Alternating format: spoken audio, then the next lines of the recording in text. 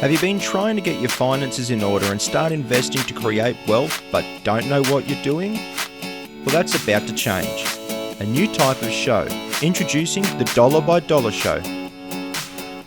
Thanks for joining us today and welcome to the very first episode of the Dollar by Dollar Show, where we help people become everyday millionaires by 1, living below your means, and 2, investing early and as often as possible. 2 very simple concepts. I'm your host, Andrew Mitchell, and joining me today is my co-host, Matt Sloane. Matt has years of experience as a successful mortgage broker, and today we're going to be discussing the topic of the 7 freedom steps for financial independence. Welcome to the show, Matt. Thanks, Andrew. Thanks for having me. You're very welcome. Now, I want to kick off and get straight into these 7 steps that I put together and get your thoughts on each one. So look, this is the very first podcast of the series that Matt and I are going to be recording, and each podcast is going to be focusing on an individual step in more detail. So today's about giving you an overview of the entire step system, how it works, some of the challenges people face, and why it's important to start from step 1, not step 7. Now, you might think that starting at step 1, not step 7 is logical. However, it's a pretty common mistake that people make. Starting on step 7 is like filling up a bucket of water that has holes in it. It's pretty tough. So that's what we're also going to determine today, is that our process isn't complicated, it's very simple. But we're going to discuss why something so simple seems to be so difficult for the everyday person. Now, Matt's got a really good background in mortgage broking, and he would have seen some changes over the years in relation to living expenses and how banks assess it.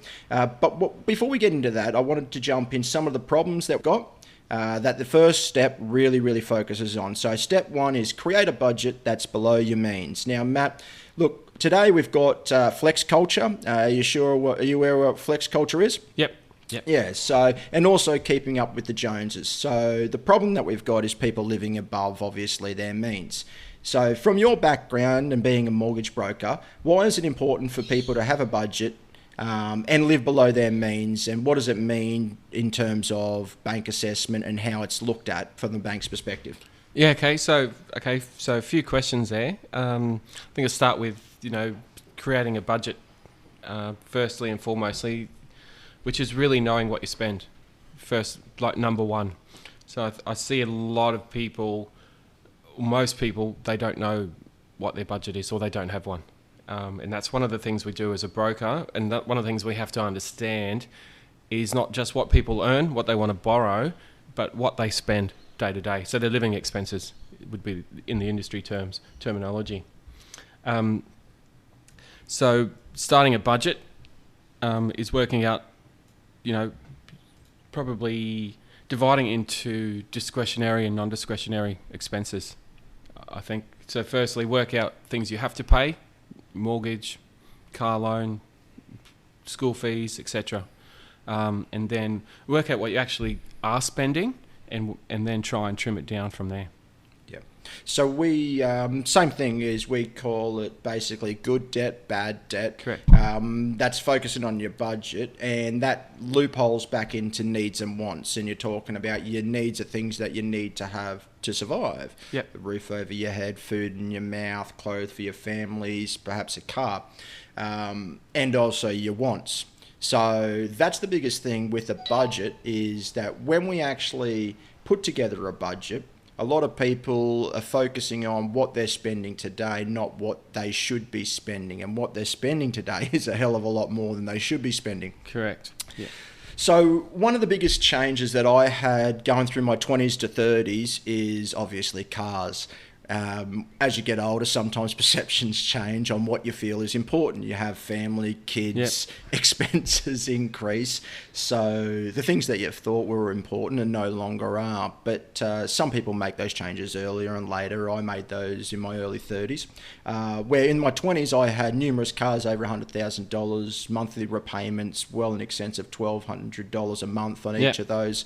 And tell you what, they did not make me that happy in comparison. And if you look at it, if I had put that $1,200 a month towards something, I suppose, more substantial, it probably would have put me leaps and bounds ahead. Not that I'm doing poorly by any stretch of the imagination, but those things in perceptions that we actually think are important really aren't, are they?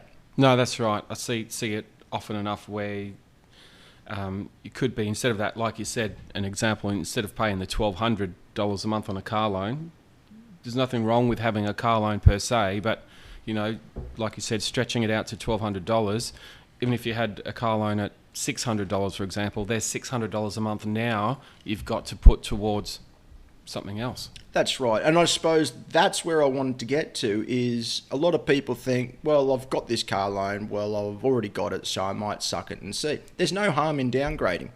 And yes, ideally, you buy a car for cash. Like I've got a car, cash, no debt, which is fantastic. A lot of people may not be able to do that straight away. But the main thing is if you can just downgrade slightly, you're right. You may not be where you want to be, but you can't go from A to Z. You've got your B and C's throughout there. So every dollar that you save is a dollar you didn't have. That's right. There's probably a few options you can do in that area too. Yeah, and such as, give us some examples. I mean, you could... It's sorry to interrupt, potentially, because it is a big problem, is people have a car, a loan, they've got 3 years left and a balloon payment. And that's why I suppose when that balloon payment comes up, they trade in the car, get a new car, they whack that balloon on the new one, and with credit, and you've done car loans, is they're quite often borrowing more than the car's worth, so it becomes a repetitive cycle. Yeah, that's right, and I think that's one of the things. I think there's people will be listening to this and thinking, okay, well, I'm self-employed, it's a tax deduction, blah blah blah blah blah. I'm not going to go into the difference because I'm going to try and avoid giving tax advice. But I think a couple of things that people might be able to do is initially, if it is too much, refinance a loan from 3 to 5 years. Not the perfect scenario, but that will put money back into their cash flow if they need that cash flow for something else. Obviously, the obvious one is to downgrade the car, reduce the loan or get rid of the loan. Yeah. And I suppose what Matt's saying as well is similar to mortgages, but we'll get that there in a second, is basically expanding the loan term to reduce the monthly liability. What's important is to not obviously waste that extra money that you've got. Absolutely. Otherwise there's no point. As a broker, we've got to work in people's best interests. So sure, you're paying more interest over the life of the loan, but it depends on what's more important. Paying less interest or cash flow, and that's different for absolutely. That can be different for different people, of course.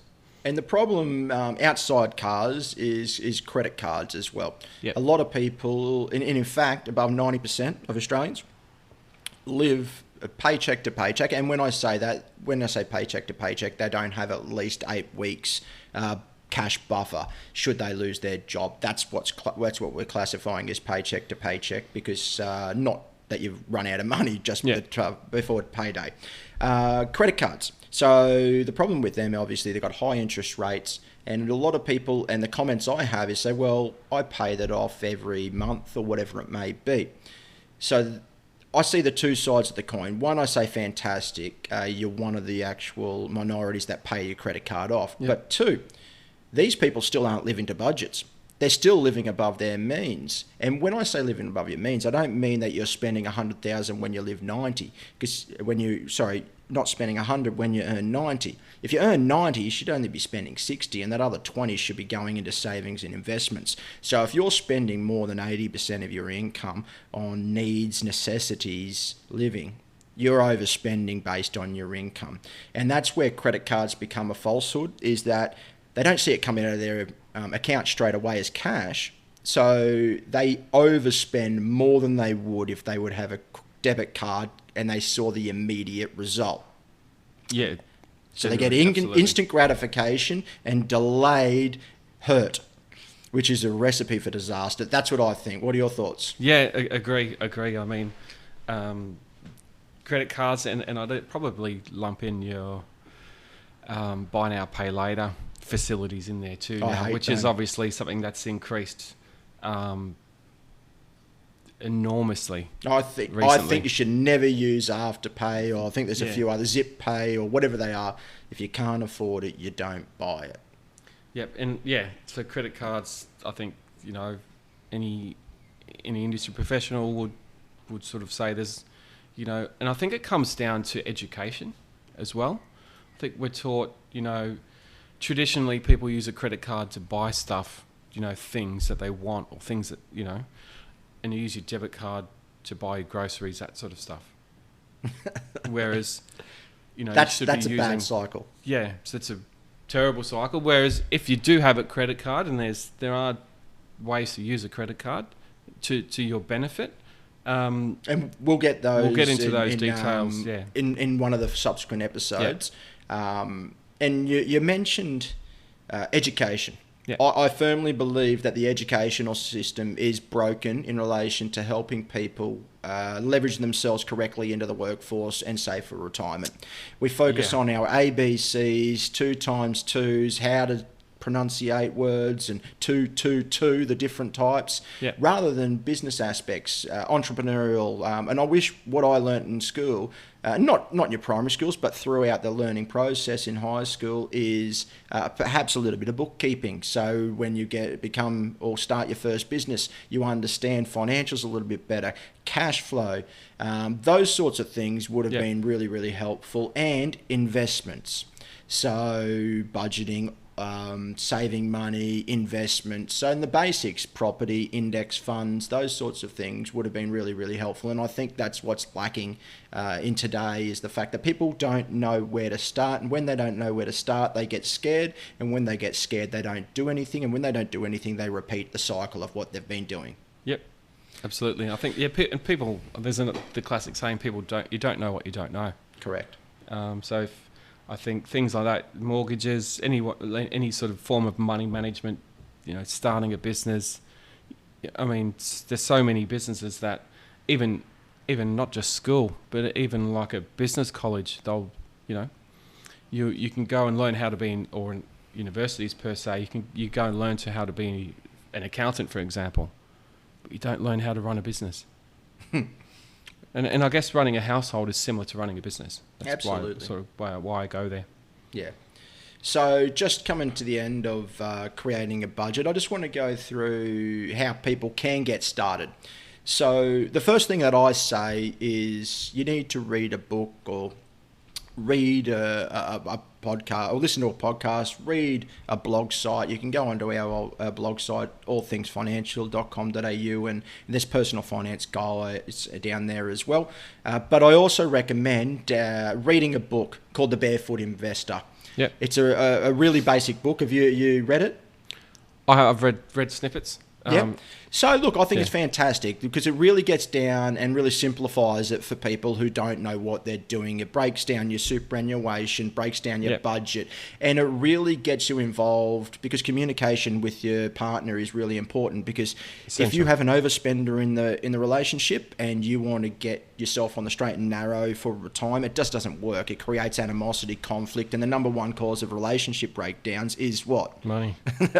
So in relation to that, the first thing I say is buy 2 copies. And again, it's on our blog, but I'll go through it. Buy 2 copies of The Barefoot Investor. If you're a single person, obviously don't buy 2, buy 1. But 2 copies each, you grab a highlighter and you get 7 days. You both highlight sections throughout that book that's important to you. You don't cheat, don't look, don't talk for that week. Then you sit down on the Sunday or whichever day after 7 days, have a drink or a coffee. If you're not a drinker, it doesn't matter. Glass of wine, bottle of wine, it doesn't really matter, and talk through the highlighted points that you each highlighted. One thing it does is gets you communicating. The second thing it does gets you on the same page based on what you both see as important. And the third thing it does, anything that you both don't highlight is important to the other party, and that's important. So I was just thinking that. I was just going to say the same thing. Gives you gives you an insight of what the other person's thinking. Absolutely. And if you tick those 3 things off, you can get onto the same page. Or if you've got some disagreements, geez, it's better to know now than it is obviously 3 years down the track when you finally hate your partner for doing the thing that you should have discussed years ago. Yeah. That way, once you sit down, you've created a budget, you can go through what's important, set your goals, and if you haven't done that, then there's no point going on to the next stage because you're just going to be spinning your wheels. So do that first, buy the book, read the book, highlight the important sections, sit down with a glass of wine, bottle of wine, I don't care, make it fun.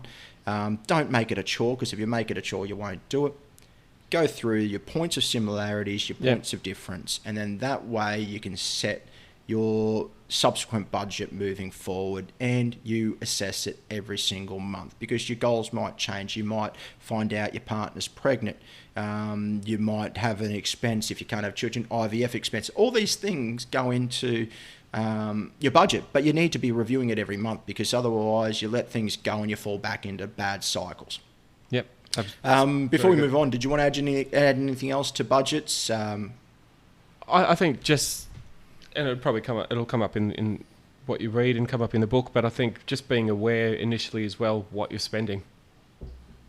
So you know where you're at. So you've got to know, I think you've got to know, whatever you're doing, anything in life, you've got to know where you're at before you know where you want to go. Great point. Yeah. Usually, and I missed it, so thanks for picking up on it, is what I say to people is when you do sit down together with your partner, is go back and print out your last 6 months of transactional statements. Yeah. Yes, it might be tedious. You just, in terms of printing it out, you go through it and highlight in red all your wants or expenses that weren't necessarily required.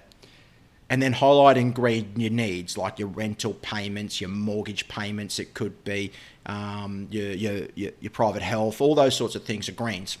Yep. And I guarantee you'll have a hell of a lot of red in your page. I know when I did it for the first place, it's quite eye-opening and a smack in the face. You go, Jesus, I did not realise that my coffee a day cost me $100 a month.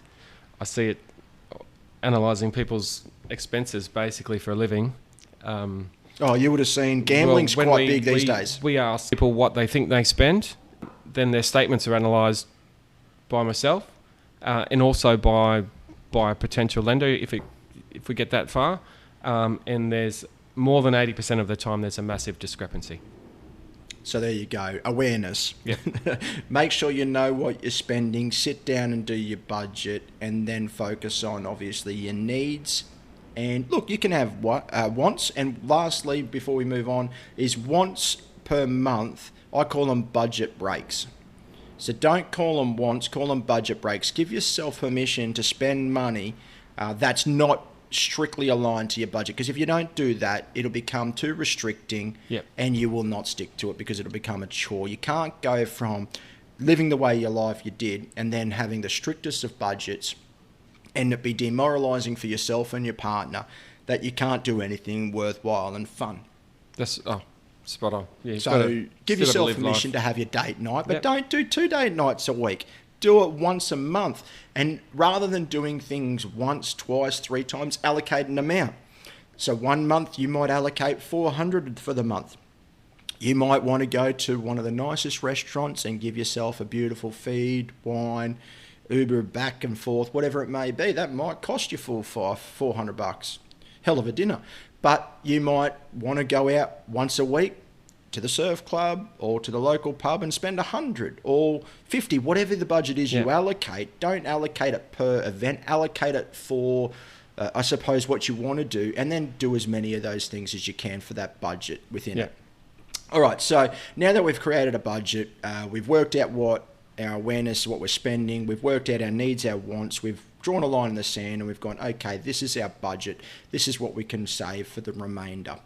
So the next thing we want to do is, rather than fall back onto old habits, bad habits, relying on credit cards, those sorts of things, we want to save $1,500. That's just a figure that helps for any expenses that pop up, rego, whatever it may be for that period. Because we know usually rego, some people pay 6, 12 months, whatever it may be. $1,500 fixes most, if not all, those smaller immediate expenses. So the step 2 is basically, once you've got your budget under control, before you start cracking away and paying extra, all those sorts of things, because what's the point of paying an extra amount on your mortgage or an extra amount on your credit card and an expense comes up and then all of a sudden you've got to throw that back on your credit card, you're back to square one. And again, it's about momentum. That puts you back on the back foot. You lose focus, you lose faith, and guess what happens 2 years down the track? You're thinking, oh my God, how did I get back here? So What are your thoughts on once we've created a budget, rather than starting to pay off the debts, we get a little bit of a buffer in place? Yeah, absolutely. That's great point, because I think a lot of people, or everyone, life gets in the way. It's well and good to say, let's pay off the mortgage, save for holiday, whatever your targets are, whatever your goals are. It needs to be sustainable, I think, is where you're coming from. Yeah, absolutely. And having a buffer in place helps keep that sustainable. Yep, correct. All right, so now that we've got our $1,500 emergency fund, we've changed our budget. We've got the right mindset now, because budgets aren't about restriction, it's about changing mindsets. Yeah. And one thing I will say is changing your mindset, easy to say. It's 2 words, change mindset. It's very difficult to do, especially when you've got friends, family, Instagram, social media that's focused on your perception rather than the reality. The biggest and hardest thing I ever did, and again, ego is crippling. Yep. And it's terrible to say this because it sounds completely superficial, is going from a nice AMG down to a car that I probably usually wouldn't have been seen dead in. And that, to me, again, it was an awakening moment, is that perception and that change was difficult. It was really, really difficult. Yeah. So once we've obviously saved for that money, the $1,500, the next step is you pay off your debt. Not rocket science. Again, like I said, these steps are simple. If you follow them, step 1, step 2, step 3, all the way through, they're quite simple. It's like an idea. It's easy to have an idea. It's harder to implement. Yeah. So that's what we're going to focus on, is helping you implement these ideas. So in relation, and there's 2 different platforms, and Matt and I were discussing these both earlier, and we want to share them with you, is because some people, it's probably 50-50 split depending on who you speak to. I think Matt and I were in agreement in relation to which way we would go, but we'll discuss them with you. It's pay off all debt except for your home loan. Because if obviously you have a home loan and it's hundreds and hundreds of thousands of dollars, it's not practical to, say, pay that off in the short term, usually. Correct. So when we say pay off debt, I'm talking about bad debt, consumer debt, car loans, credit cards, payday loans, personal loans, anything that you've accumulated, that's a liability. Yeah. If it's not an asset growing, it's a liability. A car depreciates. A personal loan for a holiday, God, a holiday can't depreciate. Actually, it does. It depreciates 100% after you come home. So if you go away for 10 days and you borrow $10,000, you're losing $1,000 a day. Yeah. So we want to pay off debt. So the 2 methods, obviously, is the debt smash method, or it's called the snowball method. Basically, as a snowball rolls down a snow hill or a mountain, whatever you call it, it grows in size. So the idea with the debt smash method, or the snowball, is to write down your debts, 1 to 10, 1 to 15, whatever, smallest to largest. And then once you've written them down smallest to largest, you've got your budget, so you know how much you're saving per month. You can now reallocate some of that money to pay off these debts. So you start at your smallest, you pay your smallest off as fast as you can, so you smash it out, move to the next one. So then you're slowly moving up the chain, smallest to largest. The reason I like this is because it gives you momentum. Yeah, I was just thinking the same thing. And I imagine you know what the other method is. I'll get you to explain the other method. Off with the debt with a high interest rate. Look, I think there's pros and cons to both those, I think. Obviously, if you can knock out of the high interest loan out of the way first, then you've got more cash flow to throw at the other debts. And once again, to use your terminology, it snowballs. I think it's important as well to, like when you're reviewing your budget, is to review your debts, review your situation, and if you're not sure which method, which debt to pay, which interest you should attack first, get some help. Again, plenty of. That's right. So look, you've got the 2 methods. I like the debt smash method just because it does give you that momentum. And personally, what I've found is, especially in the early days, weight loss is a big one. Yeah. if you get derailed early on, guess what happens? You don't follow through because you don't see the results. And of course you don't see the results straight away because, look, we didn't get to, sometimes we didn't get to the, I want to lose some weight, but we didn't get to the weight that we got to within a week or two. That's It didn't happen overnight. Great analogy. Yeah. So if you focus on the things that give you immediate results, and again, I hate the term, but I'm using it based on getting a benefit for once, instant gratification. Yeah.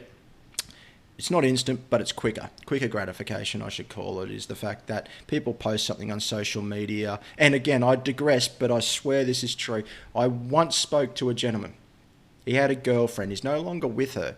And I won't say the restaurant, but she used to make him, and this talks about instant gratification based on perception, is make him go out to this really expensive restaurant. They could not afford it at all. Like, he was struggling, she was struggling. Yeah. They would go to this restaurant. They wouldn't have a reservation.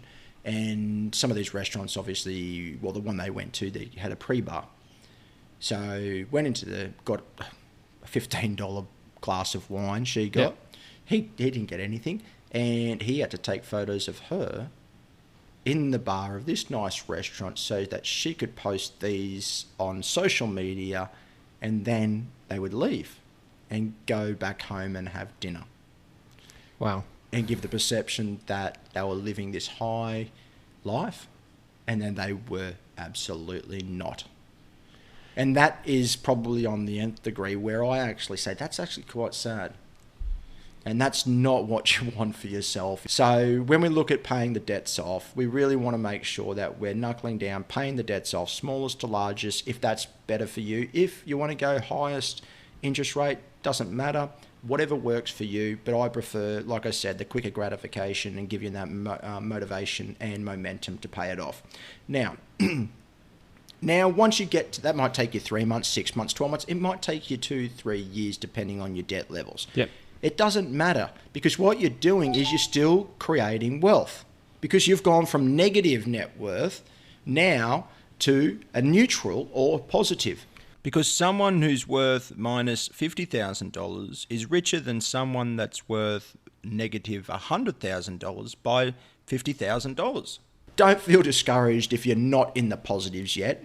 Most people are in the negatives. It's just a fact of life. They have more debt than assets. And it's sad, but it's true. So don't feel bad. So once you've finally got your debt paid off, now you're starting from zero. That's great. That's better than most, and you're doing well, I think, because you finally got your mentality right. You finally got your budget right. You finally got your head screwed on that you're actually focusing on creating wealth. And creating wealth is not that hard. It just takes small actions every week, which is obviously your budget, your savings plan, and then you put that to good use, and obviously you let your money work for you. Yep. And we'll get to what that means. But before you start investing, you don't want to go back to the debt cycle, do you? So the next step is you want to save 3 months worth of expenses in an emergency fund. Yep. So you lose your job. You might get paid out a couple of weeks, or if you're casual, you won't get anything. If you're a contractor, you don't get anything. Right. So you don't want to have to rely on your credit card 3 months down the track, and then all of a sudden you're $15,000 back in the hole, high interest, high amount on your credit card. And what are you going to do? Starts again. So my advice, and I'll get your thoughts on it, is to save a 3-month buffer of expenses. Yeah, a wonderful idea. Similar to the theory we were talking about before with the $1,500, but just, we're just upping the ante a little bit now.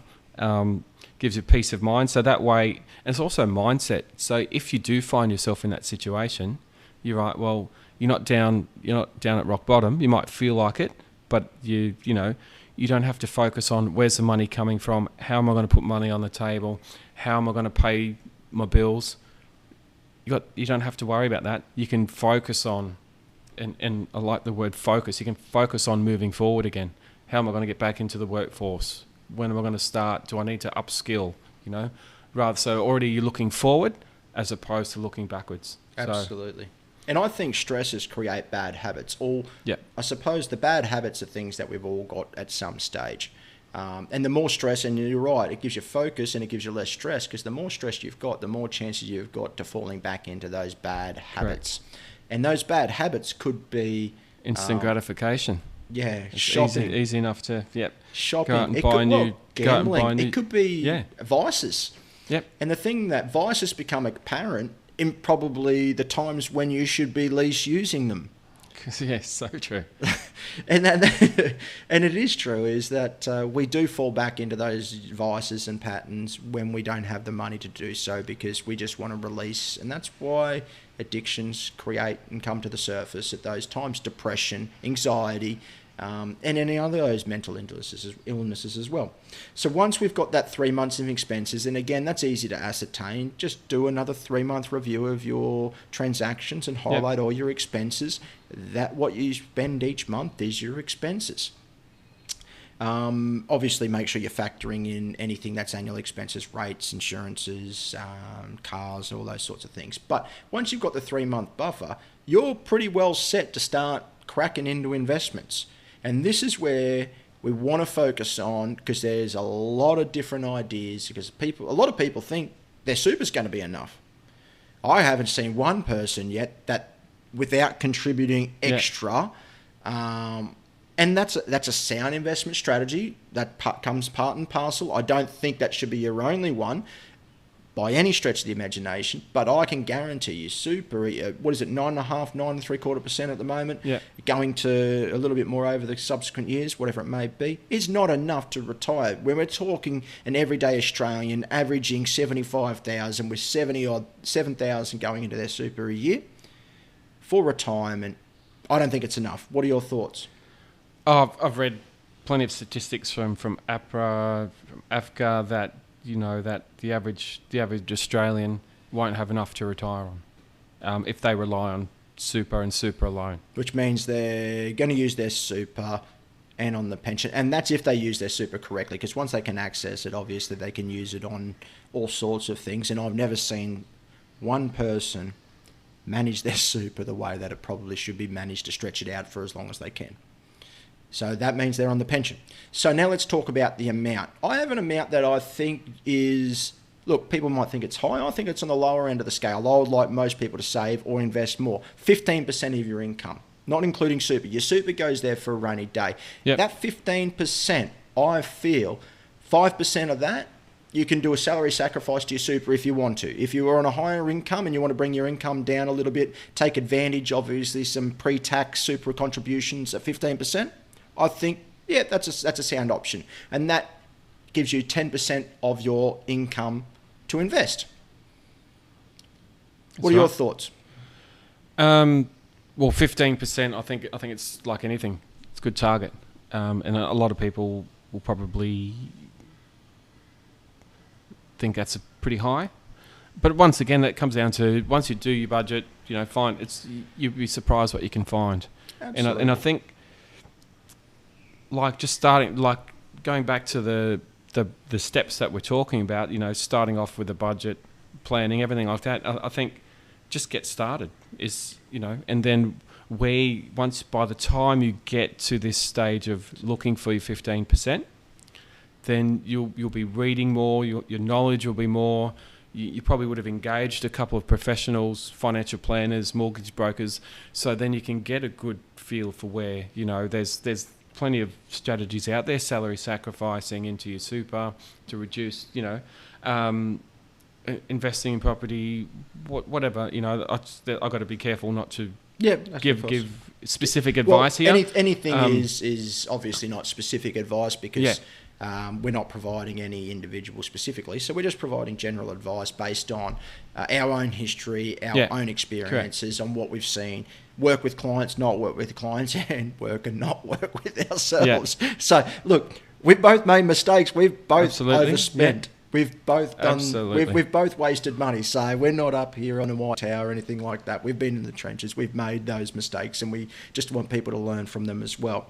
And I think Matt hit the nail on the head. Like he said, just get started. Step 1. That's what we say. Start at step 1, not step 5. Because today you're thinking, I cannot save 15% of my income, and I bet you that's true, because you haven't gone back to step 1, reviewed your needs, your wants, done your budget, done your goals, and worked out where you can cut the fat. Did you know the average car loan in Australia is above $450 a month? Okay, I didn't know that. Average family is about $780. Wow. So that's obviously Yep. 2 cars. One might have a good car, bad car, whatever it may be. That 780 is pretty close to your 15% for a lot of families. Yeah, okay, good point. So it's not Yep. quite there, obviously, but it's getting up there. It's close to 75%. So if we put that in perspective, and if we all just looked at buying a car that does the same job, we all know this, gets you from A to B, something that's reliable. It still can be in this decade. It doesn't have to be a rust bucket. Cash, there's 75%, and if you invest $500, so a bit more than the lowest car loan amount and in between, per month for 25 years, you'll be a millionaire. And again, I'm talking about an index fund that averages 10% a year, that has for the last 100 years. Again, it could be property, obviously, then you just need to save for a deposit, leverage into property, and that's fine. We'll get to the differences between those two in later episodes. But what we're talking about is it needs to become a habit. 15% is a small amount. It actually is when you look at the grand picture. And what I think there's a saying, if it's important, you'll make it happen. That's, yeah. I think it's more, if it's important, you'll make it a priority. Yeah. And just like relationships, if it's important, you'll make it a priority. Correct. Attending the gym, if it's important, you'll make it a priority. Eating healthy, if it's important, you'll make it a priority. And saving, if it's important. I think, fitness is really good analogy to finance. It's very I similar. read a brilliant one the other day. Usain Bolt, I think it was. Happy to be corrected. Was he said he trained 4 years to run a race for 9 seconds. That's incredible discipline. Absolutely. So and I suppose discipline is something we should talk about quickly before we move on, because I think it's learnt is most of us, and the reason is we are undisciplined in our approach to our finances. So by becoming more disciplined, it doesn't happen overnight, and that's where it's like, I'm just trying to think of a way to formalise it to make it easy to understand, is it's stepping stones. Seven steps. 7 steps, similar. Is if you know what you need to do, it gives you that focus that you mentioned, the direction, and it stops all these other thoughts about should I, shouldn't I, because if it black and whites it, if that can make sense, is if, okay, well, I've gone to the shops, do I need these shoes or whatever they may be? Well, no, I don't, because I'm on my focus, on my plan. It makes it easier to reject the notion, and it helps you, because one thing I want to make is I want to make investing and wealth creation cool. And I tell you what, saving money isn't cool now. No. A guy, and I recently posted this on Facebook, 2 blokes are given $1,000. One guy invests it and gets $1,400 back. He's got $1,400. The other bloke has $1,000, spends $700 on a kick-ass weekend, posts everything on social media. One guy looks rich and has $300. The other guy looks poor because he did nothing with it except invest. Yep. And he's got $1,400. Brilliant. Yep. Love So it. again, perception. Most rich people aren't wearing Gucci. They're wearing plain shirts. T-shirt and Just cost-effective things, driving normal, nice cars without going over and above. We're not talking your ultra-wealthy, obviously. We're not talking your Elon Musks and those sorts of people. They're in a different league altogether. They're multi-billionaires. They can buy 100 Ferraris a day if they want for the rest of their life, and it's not going to impact them. We can't do that. Yeah. So now that we've talked about the 15%, again, we're going to go into the different types of investments with Matt later on in the episodes.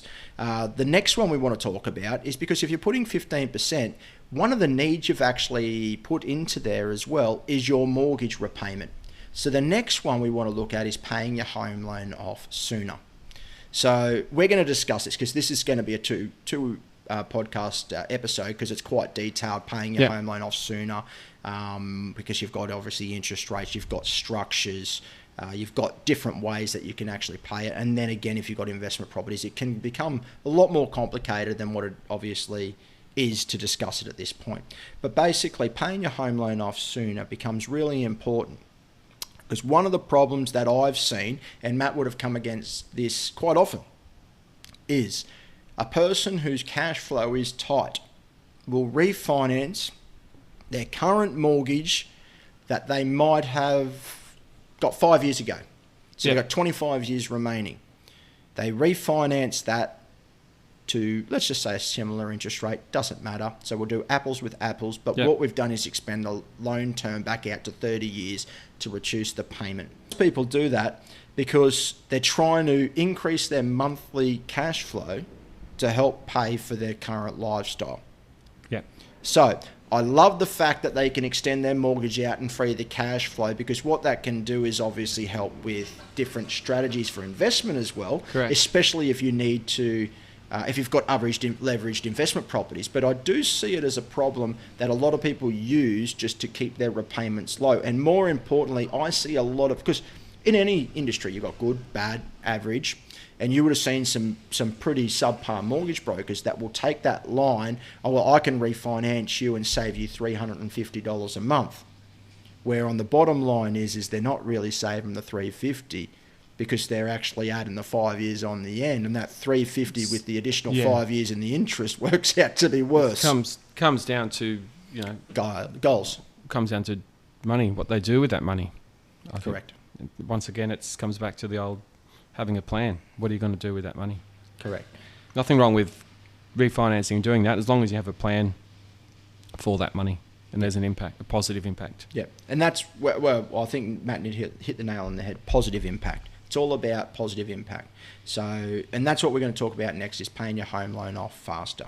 And then your step 7, once you've done that, you've got your plan of saving, you've got your plan for investing, you've got your plan for your mortgage reduction. Now you're just building your wealth to your retirement figure. And again, this is where everyone goes, well, how much do I need in retirement? And we don't want to shortchange anyone. And the rule I use is 25 times the income that you want. Again, the reason I say that is because it's going to be 20, 30, 40 plus years in the future. And we're looking at today's dollars, and then obviously we've got to take into account inflation and those sorts of things. So if you want $100,000 a year, 25 times 100 grand is you need minimum $2.5 million in retirement. And then out of that $2.5 million, you can take 4% out of a year, and then without affecting your capital. Because history tells us that income through properties is going to supersede that over that 25 years, and the same goes with the stock market. That's my thoughts on the 7 steps. What are your thoughts, Matt? Yeah, I think when it comes to, like you were saying, to the end is really, it comes down to similar to the budget, is have a plan. So know what you already know what you want in terms of retirement. So have a figure, start with a figure and reverse engineer your wealth creation plan from there, rather than just, hoping for the best and then, like throwing the proverbial at the wall and hoping that it sticks. All right, perfect. All right, so there are our 7 steps. Well, like I said, Matt and I are going to go down into these really specific details so that we can show you, again, we're going to show you how to set budgets, how to allocate money, how to invest, how to refinance, invest in property share, whatever it may be. We're going to go through in a lot of detail, but we've just wanted to give you an overview of those 7 steps so that you understood. Those 7 steps work for everyone. Every single person can go and work those steps and become a millionaire, given time in the market. Yep. Because it's not time in the market as we know, it's time in the market. Because once you get to a certain figure, your first 100K is the hardest to earn. Once you've got to 100K, your money starts helping you make itself through rental incomes, dividends, capital growth, all those sorts of things. So we'll talk about that. But I do have a couple of questions that I want to spring on Matt as well from a couple of clients. And we want to talk about those. And I know we're running short on time. So I've got a couple of questions. The first one's from Doug. And he's mentioned, hey, Andrew, I've got $15,000 personal loan. Not for a car, so it's unsecured. Yep. And $6,000 outstanding on credit cards. He mentions it was for some teeth repair. I'm making the minimum repayments on both, but I'm not going anywhere. What should I do? Okay, well, a couple of things. Obviously, Doug, start with your budget. See if we can, can't just turn around and earn more money. So we've got to try and find some more. So by going through step 1 of the 7 steps, I think work out where you're at budget-wise, and see if we can allocate more money to start knocking those off quicker. Like we said, but start small, start with a bit of momentum, and then go from there. Absolutely, I agree with Matt. It's pretty simple. Look, this is a perfect client to start the 7 steps. First thing is know where your money's coming from. Like Matt mentioned, awareness. Show us where your money's coming from. Do a budget for your needs and wants, and then allocate the money that you could to be able to pay these off faster. Obviously, another point there, as a mortgage broker, I would actually say review your position with a mortgage broker or a professional. Yeah, he hasn't mentioned if he has a mortgage. We don't know. Yeah, we don't know. Can't really advise Doug too much until I would know the finer details of his situation. But there could be other options. Consolidate that debt, refinance that debt. There could be multiple options. One thing I do want to just jump in, because we haven't mentioned it, and we've talking about debt, personal loans is bad. There is an instance where a personal loan can be good. And that's when you're talking about consolidation and you don't have property. Because at the end of the day, by cleaning up, and when we talk about, Matt's talking about consolidation, is you might have, it might be an unsecured personal loan, and it might be high interest rate. You might have credit card debt. You might have a few payday loans, whatever they are. Yeah. If you can consolidate those into one personal loan, although that's not great because personal loans are bad debt, it takes a step to be able to alleviate numerous different loans, put them into one loan at a better repayment so that you can manage it better. And then from that point, you can then start, obviously, your budget and paying it off faster. So I think that's a good point to take. Yeah. For Doug there, that's I guess another version of step 1, really. Correct. All right. So Samantha's mentioned, this is an interesting one. This one, we talk about needs and wants. We upgraded our house 5 years ago, and the mortgage is taking approximately 45% of their monthly income. They can't seem to save anything at the end of the month. Is there a better way? Well, once again, so like we discussed, Doug, a minute ago, got to say without knowing Samantha's situation in detail, it's hard to give specific advice, but a couple of ideas that might stand out. Number one is like we were talking about with the car before, possibly downsize. Is there a way to downsize and alleviate, the impact on the cash flow, or is maybe if you're depending on where they're living, where they work, they could go and rent a house that's cheaper than the rent that they might get for their current home, so that way they can maintain or keep hold of the property without having to sell, which I think is a key factor, which I'll expand on at another time. And another other ideas possibly, easier said than done, but increase the income. Is there a way, rent out a room, overseas students are not here at the moment, but definitely not. But once that opens up, is there an option like that, perhaps, where they can utilise what they already have without having to, get a university degree and get more income straight away? There's ways that they might be able to, increase that income in the short term. I agree. The thing that I focus on in that statement is 45% for a payment on a mortgage, to me, is just way too high. It just limits yourself, and without knowing Samantha too well, it basically I can guarantee closely enough that they've obviously got a house that's probably well above their means. Potentially one of them might have had a reduction of income because it would have probably not got that loan if it was 45%, but we don't know the full circumstances. But my first thing, right on line with Matt, is the fact that you got to look at it and go, okay, do we need this house? Do we want it or do we need it? And what are our goals are?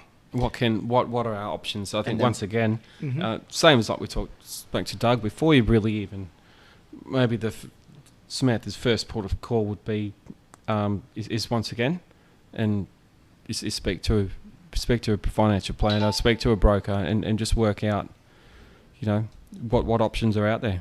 Absolutely. And like you mentioned, rent out one of the rooms, $250, $300 a week, and brings it down to the more acceptable 25%, and then that solves the problem. They could move to a rental, rent this out, and then the difference might not be too big or too bad, or they could sell. So they've got 3 different options. But if you're not happy with the way it's going at the moment, which is clearly not, you need to do it a better way. And obviously reviewing your situation and your options is the first step to be able to making those changes. Yeah. And the last one is Mary. We have no debt except for a mortgage. What should we be investing in? Oh, good question. Well, a few things come to mind here. First one is once again, I've got to take the line and not give the specific advice. But first thought, it's speak to a broker, speak to a financial planner probably. I think is that way. One thing get that an I'll investment say plan. is, Yep.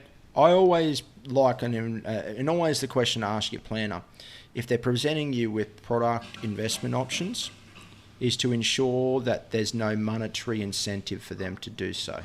Or if there is, at least let them disclose those amounts, which they have to disclose it. But a lot of the document statement of advice is very detailed and quite long-winded. So just ask the question, because if they're offering you a certain product, you want to know if they're incentivized for offering that product. That's the most important, and then the reason for them to offer that product. Yeah, I think there's nothing wrong with people being incentivized, particularly when it's disclosed. Yep, as long as it's disclosed. And if they're a professional it. and they're disclosing that, they're obviously going to have a good plan of why they're recommending what they're recommending. But I think similar to the budget before, like we said, an important part is get started. Doesn't mean go and throw all your money into a certain investment, but speak to, find the information out, get the information, find out what options are out there, and sometimes there'll be a question always comes up: should I invest in property or shares? I can't give that advice. I'm not a financial planner, but for me, it's always get the information and work out, what you want to do as well. Where do you want to get to? How do you want to do it? And I think the answers will come. Yeah, I think an amateur investor should never be investing in shares individually. Because shares, if you're investing in one share, look, you don't know the market. They don't know how to assess a company. And if they're investing in one share, that's a fairly large risk by just investing in one share. If you are going into the market, have a look at index funds. People, they're basically companies that track the top 500 companies, like an S&P 500. So every dollar that you invest is investing in the top 500 companies, basically. That's the most that you could diversify your risk. So if you're an amateur, I would recommend in looking at the Vanguard S&P 500. They grow out the last 50 years at 10%. Plus return. I think they're around about 12%. But again, the other question I'd have a chat with Mary about is that if they've got equity available in their mortgage, because perhaps we might be able to use some of the equity to buy an investment property if that's the track that they want to go down as well. So I think nail on the head is to have a look at educating yourself for one, have a look at index funds, have a chat to a planner, have a chat to a mortgage broker, and then see what you're more comfortable with. Me personally, I would, if you don't have the money to access your equity to go to an investment property, I would have a look at what we can contribute per month into an index fund account, because you can get an immediate return by investing and capitalising on that. Because if you have to save your way for a deposit and you're saving your 10%, 20%, it might take you 3 to 5 years. So that's the track I would go down. All right, that's basically what we've got for today, and we've come to the end of our first episode. I hope you enjoyed it. Thanks so, Matt, for being here. He's going to be our co-host for numerous ones of these. Look, make sure you subscribe to the Dollar by Dollar Show, receive the weekly podcasts, and like we mentioned, we're here to help everyday Australians become millionaires. And again, It's not, and that's why we call it dollar by dollar, is because, look, unless you win the lotto, unless you get struck on the backside by a rainbow, is most of us need to make our wealth and make our money dollar by dollar. So the first $100,000 is easiestly made by personal choices and behaviours for your expenses. So once you change your behaviours, you can change the way that you think about money and the way that money can get used for you. Thank you for listening to the Dollar by Dollar Show, where we help everyday people become millionaires. Make sure you subscribe to our podcast. Wishing you good health and fat wallets.